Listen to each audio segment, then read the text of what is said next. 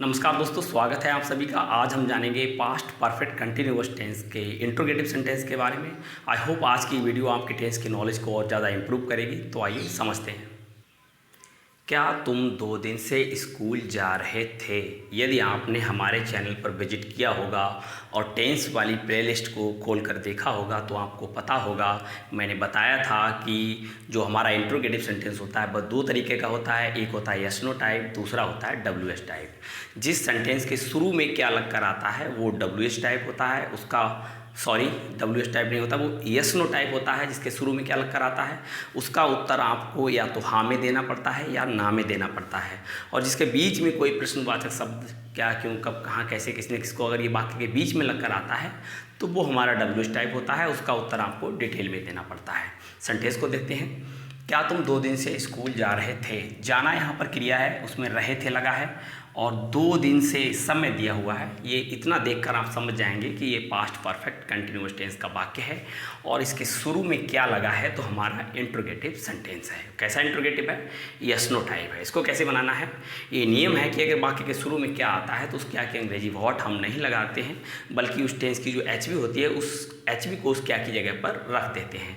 तो इस टेंस की एच वी हैड बीन 2 शब्द की है, मेन शब्द हैड, तो हैड को हमें उस क्या की जगह पर रखना है और बची हुई एच वी बीन को हमें सब्जेक्ट के बाद रखना है। कैसे बनाएंगे? सबसे पहले इस क्या की जगह पर हमें हैड लगाना है, उसके बाद एस का मतलब है सब्जेक्ट। तो यहाँ पर 2 दिन से स्कूल कौन जा रहे थे? तुम जा रहे थे। तो तुम की इंग्लिश सब्जेक्ट हमारा क्या हो गया? तुम, यू हो गया। उसके बाद बची हुई एच वी बीन लगा देंगे। उसके बाद आगे बढ़ेंगे वर्ब की फर्स्ट फॉर्म में आई एन जी। तो तुम यहाँ पर क्या कर रहा है?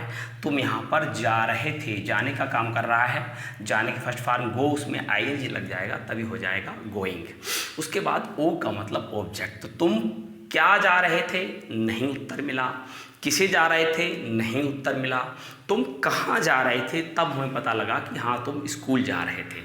हालांकि ये ऑब्जेक्ट नहीं है, ये एडवर्ब ऑफ प्लेस, स्थान को सूचित कर रहा है, एक प्रकार का एडवर्ब का काम कर रहा है। लेकिन फिर भी इसको हम ऑब्जेक्ट की, जब ऑब्जेक्ट नहीं है तो ऑब्जेक्ट की ही जगह पर लिख देंगे टू स्कूल। टू क्यों लगाया? क्योंकि स्कूल आप चलकर जाएंगे, गति का बोध हो रहा है, स्कूल एक स्थान है। उसके बाद आगे एस एफ, एस एफ का मतलब है सिंस या फार। तो यहाँ पर सिंस फार से के लिए लगता है, तो इसमें से क्या लगाएंगे? सिंस या फार में से समय देखिए 2 दिन दिया है, 2 दिन की गिनती दी है। जब गिनती देते हैं तो हम क्या लगाते हैं? फार। उसके बाद टी फॉर टाइम, टाइम क्या बचा? 2 दिन। से पहले जो दिया वो टाइम है, क्या बचा? 2 दिन, 2 डेज। वाक्य हमारा बन गया। Had you been going to school for 2 days? क्या तुम 2 दिन से स्कूल जा रहे थे? कितना सरल है। बस क्या की जगह पर उस टेंस की एच बी हैड, इस टेंस की एच बी हैड, फिर सब्जेक्ट, सब्जेक्ट यहाँ पर जाने का काम तुम कर रहा है तो यू हो गया, बची हुई एच बी बीन। तुम क्या कर रहा है? जा रहा है, जाने की फर्स्ट फॉर्म गो और आई जी लग गया तभी हो गया गोइंग। फिर ऑब्जेक्ट टू स्कूल, फिर सिंस फॉर्म में से हमने फार लगाया क्योंकि अनिश्चित समय दिया है, गिनती दी है 2 दिनों की। फिर टाइम क्या है हमारा? 2 दिन। हमारा वाक्य बन गया। डब्ल्यू एस टाइप को समझते हैं। वह सुबह से क्यों खेल रहा था? खेलना यहाँ पर क्रिया है, उसमें रहा था लगा देखकर और सुबह से समय लगा देखकर आप तुरंत समझ जाएंगे कि पास्ट परफेक्ट कंटिन्यूअस टेंस का वाक्य है। और क्यों लगा है तो हमारा इंट्रोगेटिव सेंटेंस है। कैसा इंट्रोगेटिव है? डब्ल्यू एस टाइप है। क्यों डब्ल्यू एस टाइप है? क्योंकि इसके बीच में क्या, क्यों, कब, मैंने बताया था अगर वाक्य के बीच में क्या, क्यों, कब, कहाँ, कैसे, किसने, किसको, अगर ये सब वाक्य के बीच में आते हैं तो हमारा डब्ल्यू एस टाइप होता है। उसका उत्तर हमें डिटेल में देना पड़ता है। तो इसको कैसे बनाएंगे?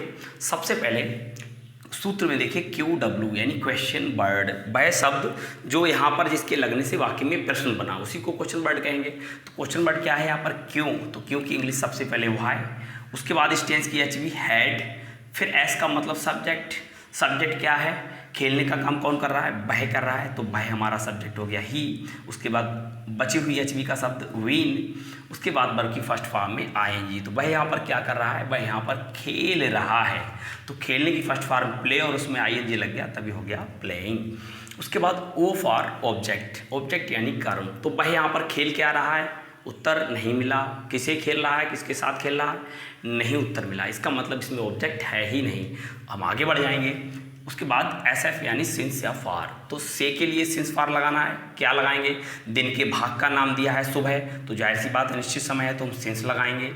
उसके बाद टी फॉर टाइम यानी समय। तो से पहले समय क्या दिया, सुबह दिया है, मॉर्निंग हम लिख देंगे यहाँ पर, हमारा वाक्य बन गया why had he been playing since morning, वह सुबह से क्यों खेल रहा था। कितना ईजी है। इस सूत्र से आप कोई भी टेंस का वाक्य आ जाए उसको आप एकदम धज्जियाँ उड़ा देंगे, उसको बड़े आराम से आप बना लेंगे। आई होप आपको ये दोनों सेंटेंस यस नो टाइप और डब्ल्यू टाइप दोनों वाक्य, दोनों तरीके के वाक्य आपको समझ में आए होंगे। अगर वीडियो अच्छी लगी हो तो लाइक करें, अपने दोस्तों में शेयर करें, चैनल को सब्सक्राइब करें। सब्सक्राइब जरूर कर दें यार, इसमें कंजूसी ना करें। तो मिलते हैं अगली वीडियो में, तब तक के लिए keep watching my channel, get knowledge. Bye bye, जय हिंद।